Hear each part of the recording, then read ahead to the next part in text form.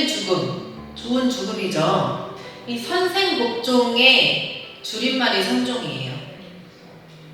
그래서 좋은 삶과 이 복된 마침. 그래서 선한 삶과 복된 죽음을 위한 책입니다. 그래서 이제 로벨리 신부님이 쓰셨는데, 이 로벨리 신부님이 중국의 언어, 풍습, 문화, 역사 이런 거에 굉장히 정통한 분이셨대요.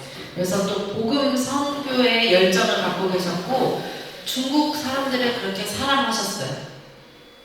그래서 이분이 중국 광동 쪽에서 선교를 하셨는데 그때 박해가 굉장히 심했지만 박해 시기에도 이 신부님이 가장 많은 신입 교우를 탄생시켰다고 해요. 이런 분이 쓰신 책이 선생복종 정도입니다. 이 책은 1652년에 저술이 됐는데 그 후로도 1912년이 될 때까지 계속 간행이 되었어요. 그만큼 중국 선교에 이 책이 도움이 많이 됐고 또 신자들에게 좋은 영향을 많이 미쳤다고 볼 수가 있겠어요. 이 책은 우리 일상 안에서 하느님의 뜻에 따라서 선하고 바르게 신앙생활을 할 수 있도록 가르쳐주는 그런 신심서적입니다. 그래서 선한 삶, 복된 죽음을 위한, 우리가 이제 잘 사는 것도 좋지만 잘 죽는 것도 중요하잖아요.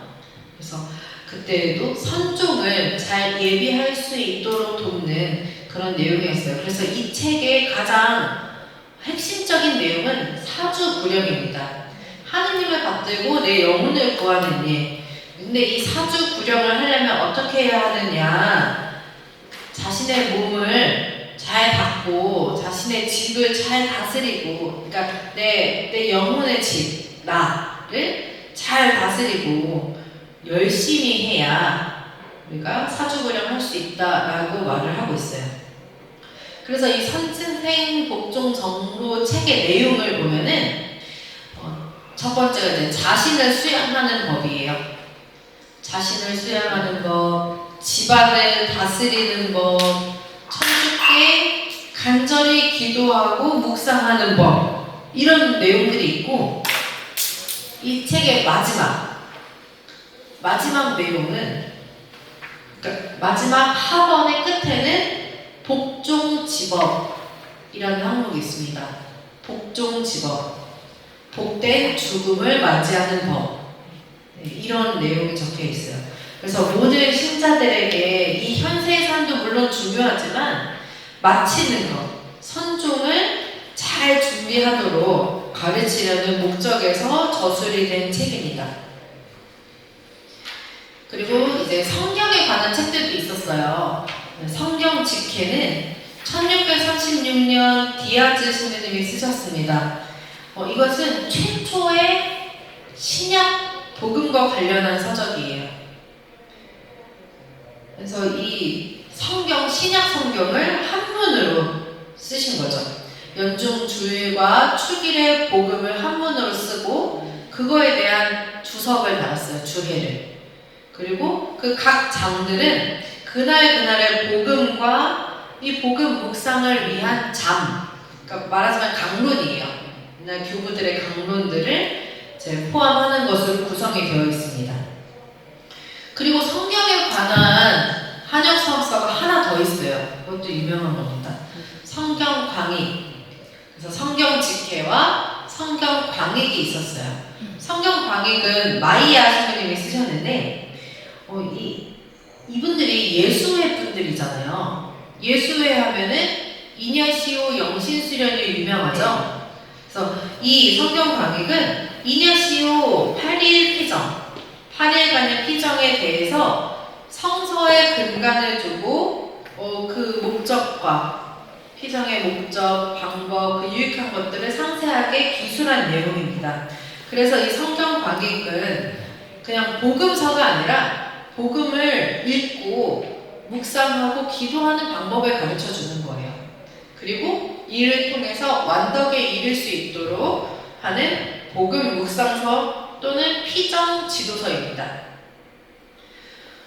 각 장은 이제 그날의 성서 구절과 주일과 축일의 복음과 또 또 성서 구절을 요약해서 어떤 묵상 자료를 제시를 하고 있고, 의행지덕, 묵상 후에 우리가 반드시 실천해야 하는 덕이 무엇인가를 제시를 하고, 당무지구, 묵상을 끝내고 나서 해야 하는 기도, 묵상을 하고 난 다음에 실천해야 하는 기도, 이런 것들을 제시를 하는, 이렇게 구성이 되어 있어요.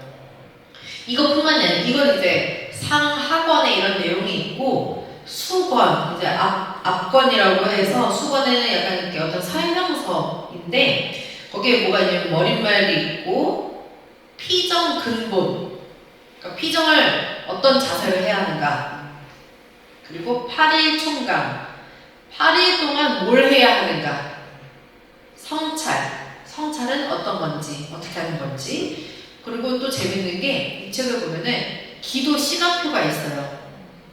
이게 언제 뭐 하고, 언제 뭐 하고, 그러니까 피정 그 일과표 있는 것처럼.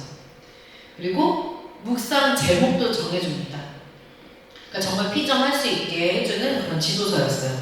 근데 이 성경 광익으로 피정을 한 사람이 있었을까요? 있었죠. 피정하라고 만들었는데 이제 우리나라에도 있었어요. 이게 조선의 전례가 되면서 권일신 프란치스코 하비에르와 조동섭 유스티노가 이제 초기 한국 천주교 초기에 용문산에 있는 절에서 8일 피정을 했다라는 걸 들어보신 적이 있을 수도 있고 처음 들어보실 수도 있는데, 이 두 분이 용문산에 들어가서 8일 동안 피정을 했는데 아마 이걸 하지 않았을까, 그리고 이 성경 광익에 영향을 받지 않았을까, 이렇게 봅니다. 이 성경 직회와 성경 광익을 통해서 당시 교우들이 성경 말씀을 언제나 늘 가까이 했다는 거. 왜냐하면은 이 성경 직회 광익과 관련한 그 한역 서학서가 굉장히 많이 교우들이 갖고 있었어요. 그게 다 사학징의의 기록이 남아 있습니다. 근데 이게 다 한문으로 되어 있잖아요. 그렇기 때문에 이거를 또 한글로 만든 사람이 있습니다. 이제 우리나라 이렇게 조선의 전례가 됐을 때 이제 복자 최창현 요한 들어보셨죠? 최창현 요한이 성경 직회와 성경 광익, 저 방금 요 앞에 성경 직회와 성경 광익 이 두 책을 이렇게 합쳤어요. 그래서 성경 직회에 그래서 복음과 복음에 대한 주해 이것과 그리고 강론인 부분과 이 성경 광익에서 저 의행지덕과 당무지구 이 부분을 합쳐서 재구성을 했습니다. 그래서 이걸 한글로 만들어서 조선의 신자들이 좀 더 많이 볼 수 있게 했어요. 그래서 이 성경 직회 광익에 당시 중요했던 그 이유는 뭐냐면은, 그때는 선교사가 별로 없었잖아요. 우리 정말 이 몇 명 없는 인원에 이거 하는데도 신부님이 한 명이나 있는데, 당시에는 신부님이 없었잖아요. 부족했고 계셔도. 그때의 교우들이 이 성경직회 광익으로 전례를 했어요. 이제 말하자면 공소예절 같은 거겠죠? 그래서 이런 공동체의 어떤 전례를 하거나 이 성경을 묵상하고 읽을 때 사용했던 책이 바로 성경직회 광익입니다. 그래서 이제 선교사가 없지만 성경을 오히려 더 가까이 하고 성경을 근원으로 했던 그런 교우들이었습니다. 여기까지 이렇게 당시의 어떤 한역 사학서에 대해서 이야기를 했는데, 이 한역 사학서들에 대해 우리가 어떻게 알 수가 있냐면은 남아서 전해지는 것도 있지만, 제가 아까 사학증의 이야기했죠. 사학증의는 1801년 신여덕계 당시에 신문 받고 했던 그런 모든 기록이에요. 근데 이 사학증의에는 부록이 있어요. 말하자면 부록인데 뒤에 보면은 요화 사서 소화기라는 부분이 있습니다. 이게 뭐냐면은 요상한 그림과 책들을 압수해서 태웠다라는 그 기록이에요. 그래서 신유밖에 당시에 교우들의 집에서 압수하고 소각한 교회 서적과 성화들에 대한 그런 기록이 요하사서 소화기인데 여기 이런 제가 이제 그대로 가지고 왔어요. 이제 요하사서 소화기는 신유년 5월 22일 죄인 9명을 사형으로 처리한 다음 그 옆에서 태워버렸다. 그 뭘 태웠느냐라고 보면은 한신의 아가타 있죠? 한신의 집에 파묻혀 있다가 압수된 사학 서적. 개인이 가지고 있는 것만 해도 이렇게 많은 거예요. 서적뿐만이 아니라 뭐 염주가 뭐겠어요? 묵주죠. 뭐 작은 나무 그릇. 근데 여기 보면은 저게 왜 적혔지? 라고 싶은 거 뭐 무명 귀주머니, 뭐 작은 주머니 이런 게 왜 태워졌냐면 그 안에 담겨 있는 것들이 선물이거나 순교자의 비회거나 이제 그랬던 거예요. 다 이제 교회와 관련된 것들. 또 저기 보면 성역 간디다 1권 이제 성인전인 거죠. 이 한신의 아가달뿐만이 아니라 뭐 도화동에 사는 홍씨 여인, 조봉상, 오석충, 김조희, 지금은 이걸 어디서 보실 수가 있냐면은 이게 역주 그러니까 번역된 사학증이 2권이 있어요. 1권 있고 2권이 있는데 2권이 나온 번역이 된 지 얼마 안 됐어요. 전부 다 이제 교회 서적 안에서 구입을 하실 수가 있는 거고 이 요하사서 소학이 이제 한신의 집에 이렇게 많은 저기 보면은 그래도 우리가 방금 전에 봤으니까 눈에 익은 게 있죠. 성경 직해, 성경 광익, 성경 광익 직해 저게 이제 한글로 된 거고 묵상 지장 이제 또 이런 것들이 있어요. 그리고 그 작은 주머니 6개는 간혹 머리카락이 있거나 나무조각 섞인 분말 이런 것들은 순교자와 관련된 것들이에요. 그림 족자 이런 건 다 성화 이런 거죠. 그리고 윤현이라는 신자의 집 방구들 속에서 발굴해온 요사한 초상과 사학 서적에 관한 길 제가 너무 많아서 다 쓰지도 못했어요. 몇 페이지 되더라고요. 저렇게 엄청 많은 이게 아까도 한신의 아가다의 집에 파묻혀 있었다고 그랬잖아요. 신자들이 박해가 일어나면은 이런 것들은 다 이제 땅에다가 묻었습니다. 들키면은 빼앗기고 이제 불태워지고 하기 때문에. 이것도 재밌는 게 좀 많은데, 이제 염주 8권인데 옆에 각각 10접회가 있다라고 적혀 있는 걸 봐서 묵주문화하는 것을 알 수가 있고, 이제 작은 종이에 사학 서적을 찍어낸 책자인데 재본하지 못한 종이들. 또 작은 무명 보자기, 뭐 비단 보자기 안에는 다 사학 그림이나 한글이나 한문으로 기록된 책이나 이런 것들이 있었다고 해요. 네. 그래서 이때에 신유박해 때의 기록인데 이때에 압수된 책만 120여 종이나 되었다고 해요. 근데 이 사학 서적과 한역 서학서들 또 한글로 된 교리서 이런 것들은 주로 천대용 기도서나 신심묵상서가 제일 많았다고 해요. 그 외에는 뭐 성인전, 뭐 윤리서, 교리서 이런 건데 기도서나 신심서가 많았다는 거는 교우들의 관심이 기도 생활에 있었다는 거를 생각해 볼 수가 있겠죠. 그래서 이 시기에 특히 이 시기에 신앙생활의 중심은 기도 생활에 있었고 또 그때 그 압수된 책들 가운데에서는 한글로 된 서적들도 좀 많이 있었는데 한글로 된 서적이 69.2%였대요. 굉장히 많은 거죠. 그러니까 한역 서학서가 들어오면은 일단 그걸 한글로 번역했다고 보시면 돼요. 다 한글로 필사를 해가지고 다 나눠서 보고 그래서 이렇게 초기 교회 1801년이면은 초기입니다. 1784년부터 시작을 했으니까 그러면은 초기부터 한역 서학서가 들어오면은 초기부터 한글로 번역하고 필사하는 작업이 있었다고 볼 수가 있고 그만큼 신자들이 적극적으로 선교 활동을 했다.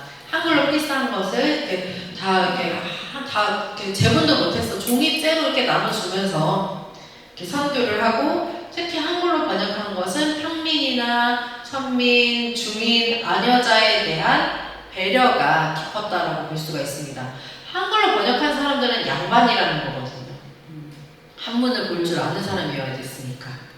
그래서 그만큼 이 평등, 그 당시 신분제 사회 안에서 그런 존중이나 배려가 있기가 어려운데 이 양반 신자들이 어떤 배려심, 평등한 이 생각을 통해서 한글로 번역을 많이 했다는 거. 그리고 이제 책만 서적만 120여 종인데 그 외에도 성물이나 성화가 90여 건이 넘었다고 해요. 주로 묵주가 제일 많았대요. 그리고 성화 가운데는 예수님이나 성모님 성화가 많이 있었다고 합니다. 이제 여기까지 한역사학설을 저희가 얘기를 했는데 그 뒤에 보면은 최초의 수덕자 홍유한이라고 있죠. 제가 이제 아까 7극 이야기를 했어요. 7극하고 관련된 수덕자입니다. 이분이 7극을 굉장히 삶으로 실천하신 분이세요. 네. 이분의 호가 농은입니다. 농은. 농은 홍유한. 농은이라는 뜻이 뭐냐면은 산에 숨다 라는 뜻이에요. 이 한문 자체도 이 홍유한은 그래서 우리 한국 천주교의 최초의 수덕자다라고 보고 있습니다. 경북에 가면은 경북 영주시 단산면 구구로 주소 다 적었어요. 239-6 여기 가면은 최초 한국 천주교의 최초 수덕자 풍산 홍공유한 선생 유적지라는 비석이 있는 집이 있습니다. 여기 이제 홍유한이 여기 홍유한 동상이 거기 가면 볼 수가 있어요. 근데 품에 책을 하나 안고 있죠? 네. 여기 칠극이에요. 이 홍유한은 당대의 명문가 집안 사람이었습니다. 이 집안이 굉장히 대단한 집안이었어요. 선조 임금 이후로 국혼을 3번이나 했습니다. 그리고 이 정조의 외가 집안이었어요. 혜경궁 홍씨 많이 들어보셨죠? 네. 혜경궁 홍씨가 이 집안 사람이에요. 그러니까 굉장히 명문가 집안이에요. 근데 이 홍유한이 이런 명문가 출신으로 1726년에 출생은 여기 서울 아현동에서 했습니다. 근데 여기 보면은 충청도 예산 명문가 출신이라고 되어 있는데 나중에 예산에 살았어요. 오랫동안 예산에 거주했기 때문에 그렇게 보고 있고 이분이 얼마나 똑똑했냐면은 8, 9세 때에 이미 사서 삼경을 통달했다고 합니다. 굉장히 이제 비상한 사람이었어요. 그리고 16살이 되었을 때는 성우 이익의 제자가 되었어요. 그래서 성우 이익의 문화에서 학문을 했는데 성우 이익도 대단한 학자거든요. 성우 이익이 이 홍유한을 두고 이렇게 말했습니다. 홍구는 입지가 확고하고 공부가 독실해서 옛 사람 가운데서도 그와 견줄 만한 이가 드물다. 굉장한 칭찬을 합니다. 그리고 정직하고 겸손한 것에 있어서는 탁월한 사람이다 라고 칭찬을 했어요. 원래 이제 좀 이렇게 성품도 굉장히 좋은 사람이었던 것 같아요. 그래서 이제 성우 이익이 이제 실학자인데 그 서학에 관심을 갖고 연구를 하기 시작한 때가 1750년경부터였어요. 이때 제자들하고 같이 서학을 같이 이렇게 탐독하고 연구를 했는데 그때 뭐 천주실이나 칠극, 직방외기 이런 책들을 연구를 했어요. 그래서 홍유한도 스승인 성우 이익하고 같이 이 서학 서적들을 연구를 했습니다. 그때 예리한 관찰력과 명민한 인지력을 가지고 같이 연구를 했다고 해요. 근데 이분이 이렇게 연구를 하다 보니까, 그러니까 학문적인 연구로 시작을 했지만, 이분이야말로 이것을 실천으로 옮긴 사람이었어요. 이분이 30세, 서른이 되었을 때 예산 여사울로 이주를 했습니다. 그리고 거기서 7극에 따라서 신앙생활을 하기 시작을 했어요. 그러니까 뭐 과거 시험을 보고 이렇게 뭐 이름을 떨치고 하는 게 아니라 오히려 시골로 가서 조용히 신앙생활을 이어갔습니다. 그 후에는 1775년 한 50세쯤 되었을 때에 더 깊은 곳으로 이주를 했어요. 소백산 아래에 순음으로 가서 철저하게 수계 생활을 이어갑니다. 7극을 가지고. 이분이 이때는 이제 1775년이면은 아직 교회가 시작되기도 전이에요. 초반이죠. 근데 이분이 그러니까 아직 교회가 시작되지도 않았고 아는 게 많지도 않아 사실은. 그래서 이 금육이 뭔지도 몰라요. 사실은 그 주일이 언젠지도 몰라요. 하지만 다만 7일마다 한 번씩 그게 있다는 것만 알아요. 그래서 매월 7일, 14일, 21일, 28일이면은 일을 쉬고 그러니까 주일을 지키는 거예요. 자기 나름대로. 모르는 가운데에서도 주일을 지키고 금육일이 언젠지는 모르지만 금육이 있다는 건 알아요. 그래서 그렇지만 항상 좋은 건 먹지 않았습니다. 항상 가장 좋은 음식은 먹지 않는 것을 원칙으로 해서 고행긋기를 했습니다. 그리고 이제 속세일을 끊고 기도와 묵상 생활을 이어갔는데 그뿐만이 아니라 정절의 덕 30세 이후에는 부부관계에 있어서도 굉장히 그 정결을 지키셨다고 해요. 겸손, 자비, 정의, 애덕 이런 것들을 굉장히 덕행을 일생 동안 실천을 하다가 수덕 생활을 하다가 이제 1785년에 선종을 했습니다. 그제 유임을 거기 보시면은 당시 사정으로 보아 수세는 받지 못하고 화세 받았을 것이라고 써있죠. 수세는 그러니까 물로 세례를 받는 거고 화세는 그러니까 성령의 그 세례를 받는 거죠. 그러니까 이 화세는 무슨 의미냐면은 누구보다 이제 당시에 보면은 누구보다 하느님을 사랑하고 또 어떤 죄에 대해서 굉장히 참회하고 그리스도인으로서의 덕행을 누구보다 잘 실천을 했지만 세례를 못 받았거나 세례를 줄 사람이 없었을 경우에 그 물로 세례를 받는 것 대신에 이렇게 화세를 받았다라고 표현을 합니다. 그래서 이 홍유아는 아직 천주교가 시작되기도 전에 1785년이면은 교회 창설된 직후예요. 1784년하고 그 바로 뒤니까. 그렇지만 이분은 그보다 더 전에 훨씬 더 전부터 이제 철저한 수계 생활, 그리스도인으로서의 삶을 살으셨던 분이십니다. 이분의 후손들이 그래서 또 다 순교를 했는가 봐요. 그 순교자 보시면은 이렇게 4대에 걸쳐서 무려 13명의 순교자가 탄생을 합니다. 거기 이제 적혀 있는 거 보시면 되시겠고, 이제 이분하고 관계된 이분의 이제 기록들이 있어요. 근데 그 권철신이 쓴 제문 안에 보면은 홍유안이 어떻게 7극에 이 길을 따라서 살았는가도 요약되어서 거기 나와 있습니다. 그리고 거기 이제 드린 거는 읽어보시면 되고, 그뿐 아니라 김대건 신부님도 홍유안에 대해서 이야기를 했어요. 같은 시기에 홍유안이라는 철학자가 이미 만물의 창조주이신 하느님이 계시다는 것을 스스로 깨닫고 천주교 교회의 서적을 연구함으로써 이 진리를 이해했다. 비록 세례는 받지 못했지만 천주교 신자처럼 천주님을 공경했다. 그는 이제 교회 법규도 몰라서 단지 매달 7째 날에 거룩하게 지냈다. 이렇게 이야기를 하고 있어요. 그리고 달래의 한국 천주교회사에도 홍유안에 대한 기록이 있습니다. 홍유안은 훌륭한 가문 출신이다.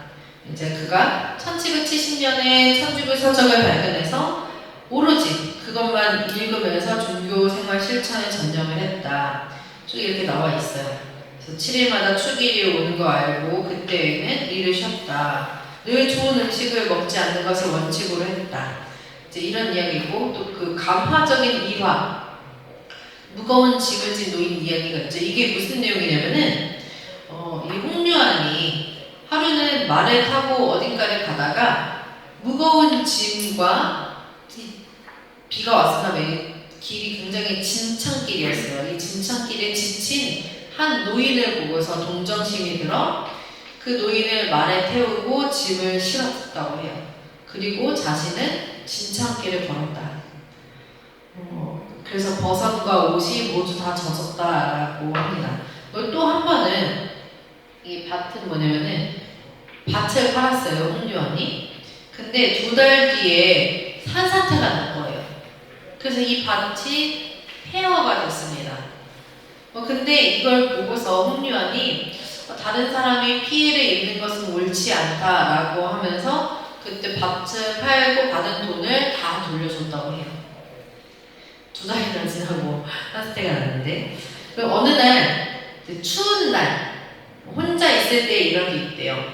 하루는 여종 하나가 이 추위에 몹시 고생하는 것을 보고서 그녀를 자기 방에서 자도록 했대요.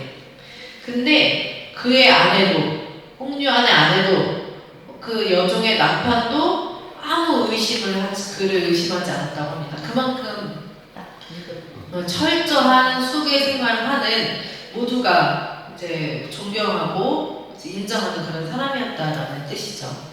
이 화살 받았을 것은 바로 이제 달래 천주교에서 나온 내용입니다. 여기가 칠극 성당이에요. 되게 예쁘겠더라고요. 저도 안 가보고 사진만 봤는데 칠극 성당이 있고, 거기 가면 이 칠극의 길이라는 곳이 있어요. 그래서 이렇게 가면 십자가의 길처럼 그 길에 이 돌들이 있는데 칠극 일곱 단계의 그것들이 있다고 해요. 그래서 기회가 되시면 좀 멀지만 한번 가보시면 되게 좋을 것 같아요. 여기 이제 경북 봉화에 있는 우곡 성지입니다. 거기서 이제 이 홍유안의 이 수덕 생활을 이렇게 또 기리는 그런 곳이에요. 그래서 이 칠극 성당과 칠극의 길이 바로 그곳에 있습니다. 그리고 이제 그곳에 또 홍유안의 묘가 있어요. 그래서 이 홍유안이 그 수덕 생활을 하면서 지키려고 했던 그 어떤 칠극의 실천들, 제가 드린 권철신 제문에 보면은 이 홍유안이 어떻게 실천하려고 했는가도 거기 나와 있어요. 그래서 예를 들면은 비천한 사람들이 마루 아래서 절을 하더라도 반드시 몸을 들어서 담례를 하고, 이제 평상시에 말씀을 쉽게 하지 않았고, 자신의 의견만 고집하지 않았다. 이제 사사로운 정을 담지 않고, 또 이제 구차한 순간에도 어긋남이 없고, 남의 잘못을 들추어내는 걸 부끄럽게 여기고, 음식을 먹을 때는 그 반을 덜어내고, 만약에 맛있는 음식을 보면 더욱 절제를 했다. 그래서 몸에 좀 병이 아픈 데가 있어서 그 기거하는 게 매우 어려웠지만, 잠자리에 들 때가 아니면은 일찍 기대거나 눕지 않았다. 약간 이제 이런 홍유안이 칠극을 실천해 갔던 그 삶을 권철신 제문을 통해서 좀 보실 수가 있을 거예요. 그래서 이 홍유안의 묘가 있고, 홍유안의 그 칠극 성당이나 칠극의 길이 있는 이유는, 우리가 이 천주교가 뭔지도 모르지만 일찍 신앙생활, 하느님의 어떤 이 덕행을 따랐던 홍유안의 이 정신, 이 덕행은 오늘을 살고 있는 우리에게도 매우 필요한 덕목이기 때문에 이제 홍유안을 한국 천주교회 최초의 수덕자로 보면서 공경을 하고, 또 이제 모범을 따르려고 하고 있는 것입니다. 그래서 이제 그 유인물에 보시면은 홍유아는 애주 애인, 하느님을 사랑하고 사람을 사랑하고 이웃을 사랑하는 이 천주교의 가르침을 삶 안에서 풀어낸 그런 분이십니다. 그래서 천주교 신앙 실천의 성각자였고 최초의 수덕자로서 주님 안에 모든 덕행을 감추었던, 드러내지 않았던 은자, 바로 이제 그의 호가 용은 주님의 산에 수놓는 자라는 그런 의미 안에서 홍유안의 이 어떤 칠극의 정신을 우리가 한번 본받을 필요가 있겠습니다.